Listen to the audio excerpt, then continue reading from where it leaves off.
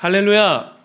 할렐루야! 오늘 저는 신명기 5장 16절 말씀을 본문으로 내 부모를 공경하라 라는 제목의 말씀을 나누도록 하겠습니다. 자, 퀴즈를 하나 낼 테니 맞춰보시기 바랍니다.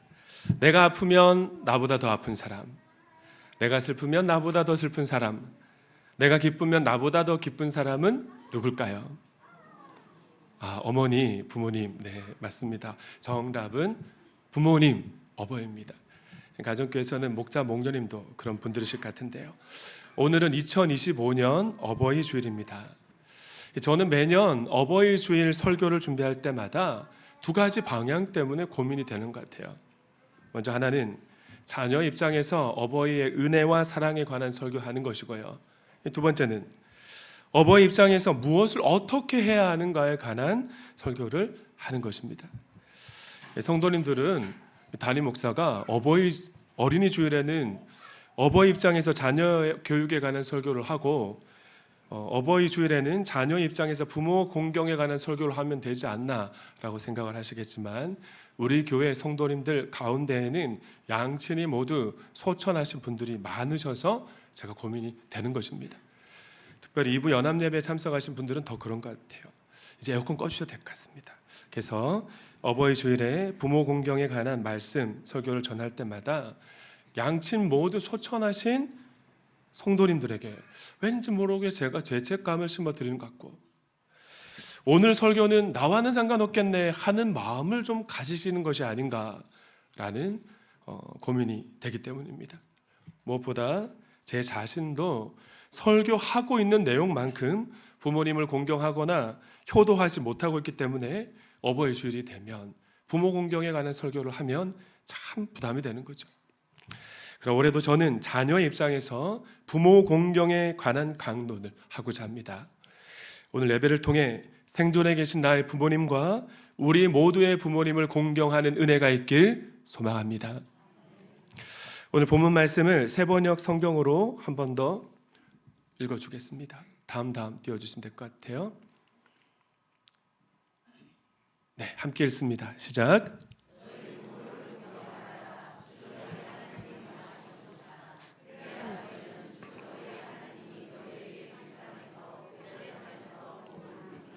네, 오늘 본문에 속한 신명기 5장은 임종을 앞둔 모세가 40년 광야 생활을 하면서 광야에서 태어난 이스라엘 2세대들에게 십계명을 상기시키기 위해 하신 말씀 부분입니다. 특별히 제5계명에 관한 말씀인데요. 40년 전 모세는 하나님의 명령을 쫓아 시내산 꼭대기에 올라갔습니다. 그리고 하나님으로부터 십계명과 율법을 받았습니다.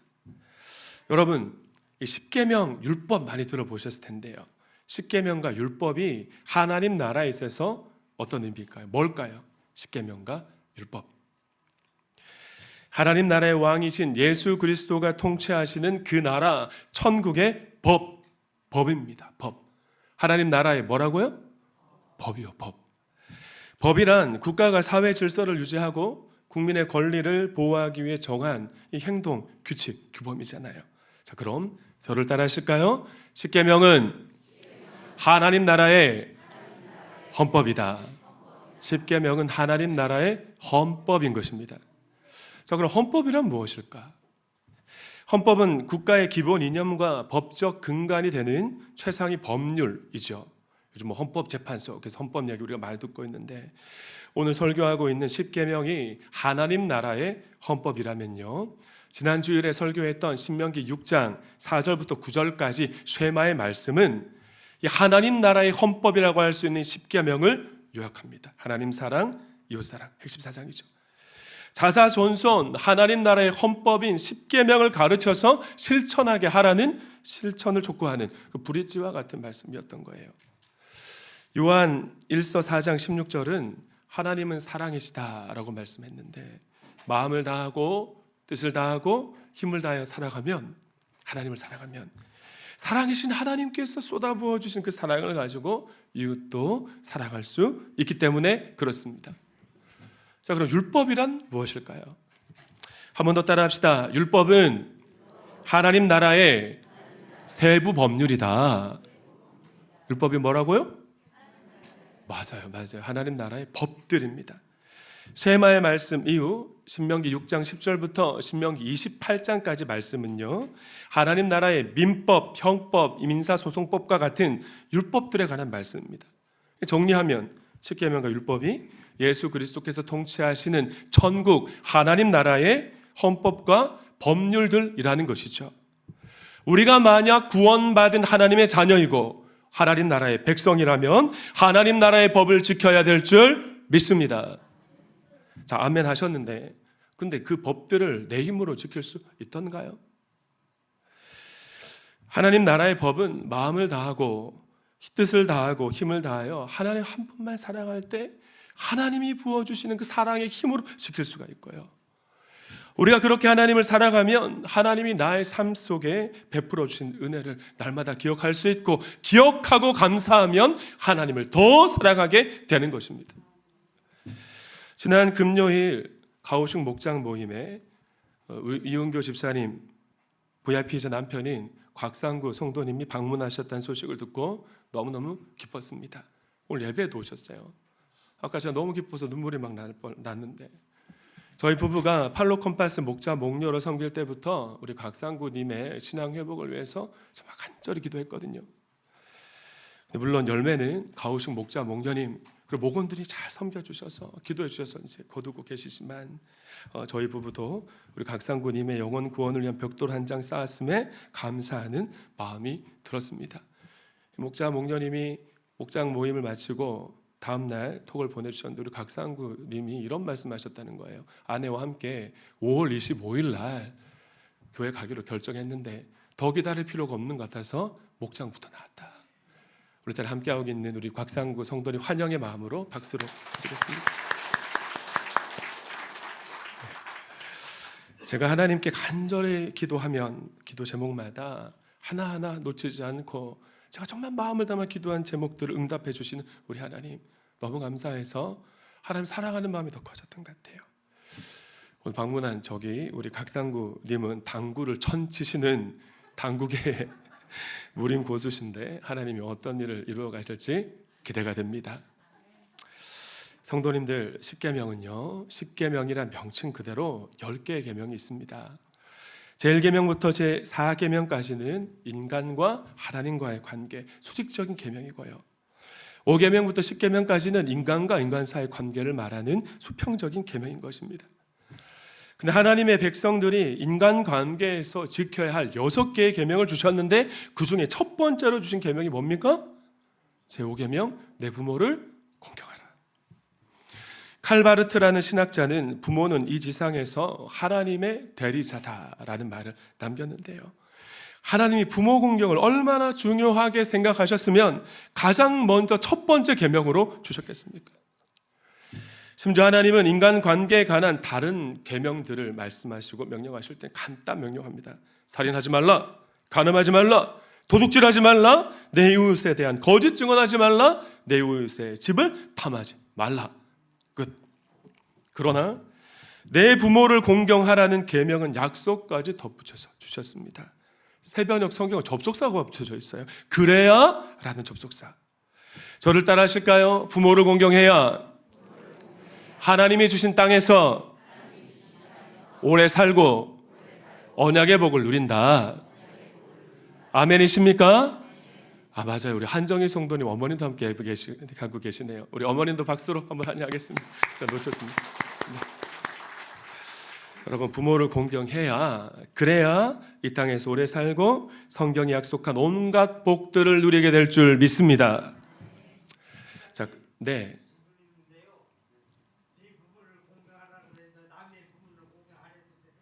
네, 공경해야. 제가 좀 말씀드릴게요.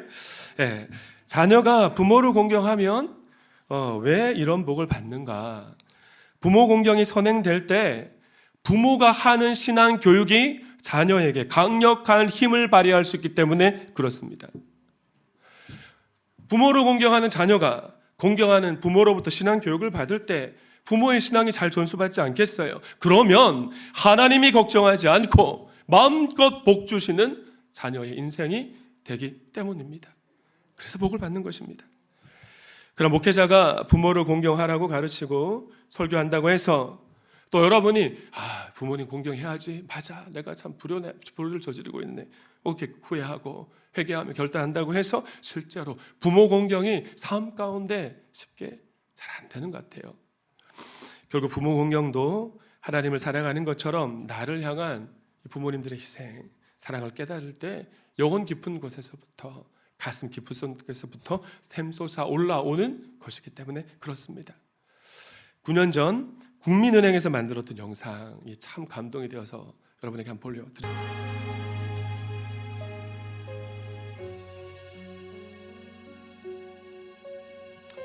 여기까지 보겠습니다. 9년 전 우연히 유튜브에서 이 영상을 봤어요.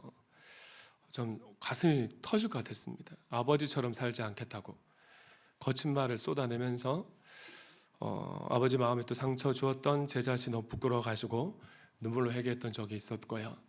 그때 정말 아버지 인생에 대해서 다시 깊이 생각하고 아버지 입장에서 이해하려고 좀 노력했던 터닝 포인트가 되었던 영상입니다.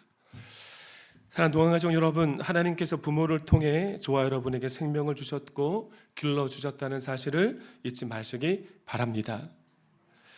하나님은 그 어떠한 수식어도 없이 내 부모를 공경하라라고 명령하셨습니다.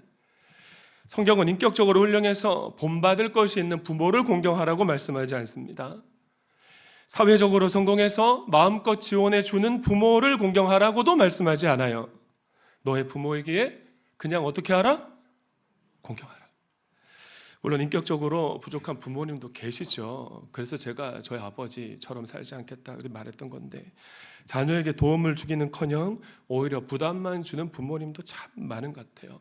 그러나 하나님의 사람은 부모라는 사실만으로 공경해야 될 줄 믿습니다. 사실 나의 부모님을 공경하는 것은 좀 그렇게 어렵진 않은 것 같아요.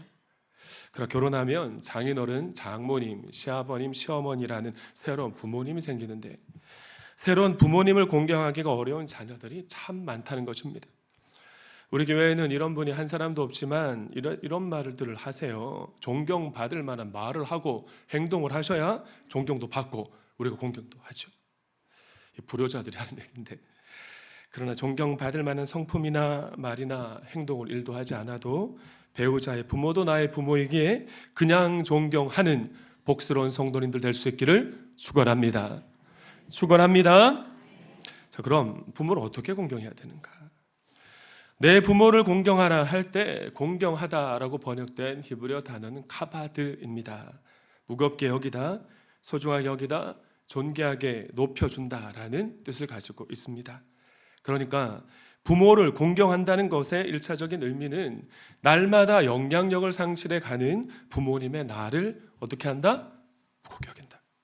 귀를 쫑긋 세워드리고 듣고, 힘을 실어드리면서 듣고, 높여드리면서 듣는 것, 그것을 의미하는 거예요. 왜 부모님이 연세가 드시면 했던 말 또 하고 또 하고 또 하고 또 하고 또 하고, 그러면 우리는 자녀들은 잔소리 듣잖아요. 이제 저도 철이 들어서 부모님 말씀을 가벼이 여기진 않지만 불과 얼마 전까지만 해도 전화하면 늘 똑같은 말씀 하시니까 잔소리로 들었던 것 같아요. 아버지 어머니가 뭘 안다 그러세요. 제가 알아서 할게요. 도움도 되지 않으면서 뭐 그렇게 이렇게, 얼마나 후회가 되는지. 오래전 저에게 감동 주었던, 또 큰 감동 주었던 영상 하나 더 보겠습니다.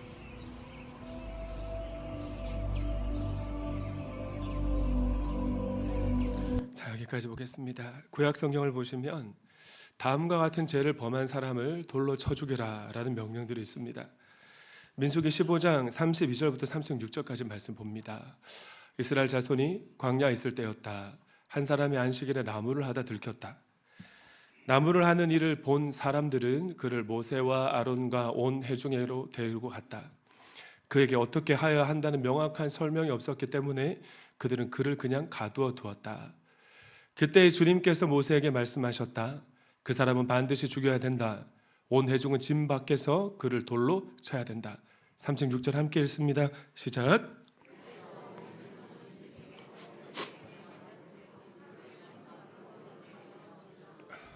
여러분, 왜 한 사람이 돌에 맞아서 죽어야 했나요? 하나님이 10계명 중 제4계명으로 안식일을 기억하여 거룩하게 지키라고 명령하셨는데 안식일 날 나무를 베었기 때문에 그렇습니다. 또한 신명기 22장은 간음죄를 범한 남녀를 돌로 쳐 죽여서 이스라엘 공동체의 음란의 뿌리를 뽑으라고 명령하고 있는데요, 요한복음을 보면 실제로 간음하다가 현장에 잡힌 여인이 돌에 맞아 죽을 뻔한 장면이 기록되어 있습니다. 신명기 22장의 율법 때문에 이스라엘 공동체에서 간음죄를 범한 수많은 사람들이 실제로 돌에 맞아 죽었던 그 이야기하고 있는 것이죠. 그러나 그 여인은 예수님 때문에 살았고 예수님이 용서해 주셨습니다. 그런데 신명기 21장 18절부터 21절까지 말씀이 참 도전이 됩니다. 좀 길지만 제가 읽어드리겠습니다. 어떤 사람에게 아버지의 말이나 어머니의 말을 전혀 듣지 않고 반항만 하며 고집이 세어서 아무리 타일러도 듣지 않은 아들이 있거든 그 부모는 그 아들을 붙잡아 그 성읍의 장로들이 있는 성문 위의 회관으로 데리고 가라. 고대 사회에서는 재판이 성문 앞에서 이루어졌는데 부모가 패역한 아들을 끌고 성문까지 가서 재판하는 장로들에게 고발하라는 것입니다. 계속해서 20절. 그 성읍의 장로들에게 우리 아들이 반항만 하고 고집이 세어서 우리 말을 전혀 듣지 않습니다. 방탕한 데다가 술만 마십니다 하고 호소하십시오. 자, 21절 읽습니다. 시작.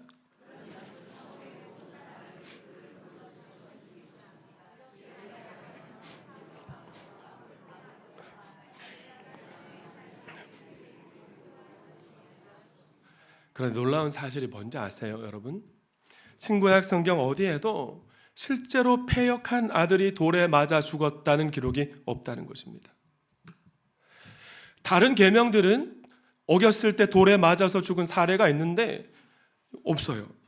근데 부모의 말을 거역하는 페르나가 이스라엘 역사 가운데 한 사람도 없었겠습니까?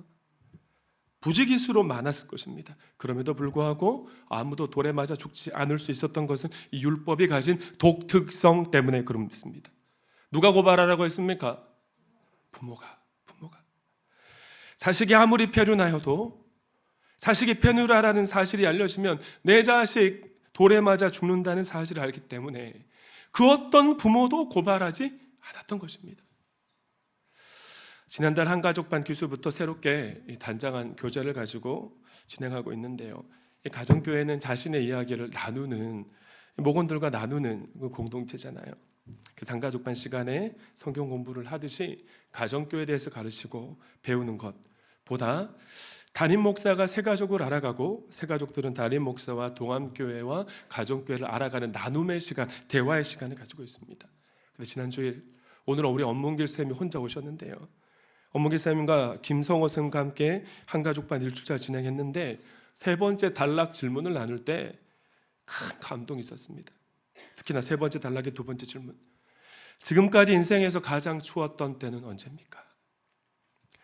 질문에 김성호 성도님의 나눔도 은혜가 되었지만 엄무길 쌤이 1930년대에 태어나신 분이시잖아요. 그러니까 가장 추웠던 때가 6.25 전쟁 때 먹을 것이 없어서 산에서 풀을 캐오다가 죽 쏘아 먹을 때가 인생에서 가장 추웠다, 그렇게 나눔하시더라고요. 가슴이 좀 먹먹했습니다. 그리고 다음 질문, 그러면 선생님 지금까지 인생에서 가장 따뜻한 때는 언제입니까? 질문을 드렸더니 이분이 어디 앉아 계시죠? 한참 목이 메이셔서 말을 못하세요. 그다가 눈물을 흘리시면서 이렇게 말씀하셨습니다. 그때 어머니가 흰 쌀밥을 지어주셨는데 절이 없어서 너무 좋아하면서 본인 맛있게 먹었다고, 본인만. 설이 들고 나서야 그 밥에 어머니의 어떤 희생이 담겼는지 알게 되었던, 눈물을 막 엄청 흘리시는 거예요. 그 옆에 있던 둘째 아도 같이 울고. 그러면서 하시는 말씀이, 제가 동암교회를 7주째 출석하고 있는 것은 제 처의 유언도 있지만 둘째 아들놈이 제가 예수 믿는 것을 너무나 간절하게 원하기 때문에 교회 나오고 있대요. 둘째 아들이 얼마나 지극정성으로 고 김수나 권사님과 이 엄문길 아버지 성도님 섬겼습니까? 순간 눈물이 핑 돌았고요, 부모 영혼 구원 이렇게 하는 방법이구나 라는 걸 제가 깨달았습니다. 사랑하는 여러분, 부모님을 공경한다는 것은 부모님의 말을 예수님처럼 무겁게 여기는 것입니다. 부모님이 살아오신 인생 그대로 무겁게 여기면서 부모님의 입장에서 생각하고 부모님의 삶을 귀하게 높여드리는 거예요. 예수님은 하나님이셨지만 육신의 부모에게 기꺼이 복종하셨지 않습니까? 가나 마을의 혼인잔치에서는 육신의 어머니 마리아가 부탁할 때 그 부탁을 무겁게 여기시면서 아직 내 때가 이르지 않았지만 물을 포도주로 바꾸는 첫 번째 표적을 행하셨고요. 십자가 위에서 가뿐심을 몰아쉬시면서도 육신의 어머니를 걱정하는 부모 공경의 본을 보여주셨던 것입니다. 예수께서는 자기 어머니와 그 곁에 있는 살아가는 제자를 보시고 어머니에게 어머니 이 사람이 어머니 아들입니다 하고 말씀하셨다. 그 다음에 제자에게는 자 이분이 내 어머니다 하고 말씀하셨을 때부터 그 제자 요한 사도는 마리아를 자기 집으로 모셨다. 그러나 부모님 말씀을 무겁게 여기면서 순종하는 것은 기준과 한계가 있습니다. 에베소 6장 1절 말씀 함께 읽어주실까요? 시작.